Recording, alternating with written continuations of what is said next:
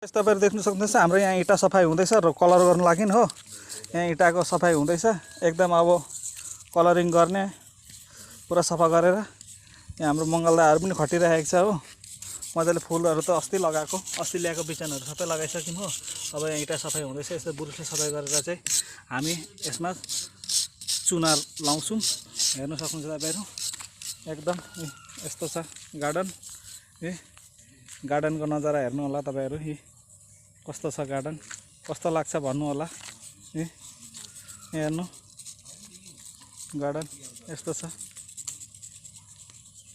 सबैमा कलरिङ हुन्छ एक देखेको टोटलमा। तपाईहरु देख्न सक्नुहुन्छ हाम्रो बेतको बेन्चीमा चाहिँ कलरिङ हुँदैछ व्हाइट कलरको हो। यहाँ हाम्रो कलरिङ गर्न दाइ पनि आउनु भएको छ। हर साल उहाँले नै गर्नुहुन्छ।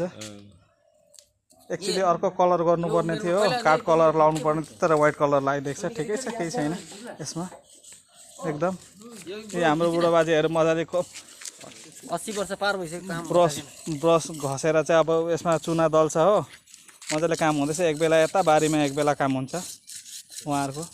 अब 10-12 दिन चाहिँ दुई बेला चल्दैछ। यो फुलको नजारा हेर्नु तपाईहरु। बगानबेली हो अर्को डिजाइनको बगानबेली हो। यो बगानबेली कस्तो छ यो बगानबेली।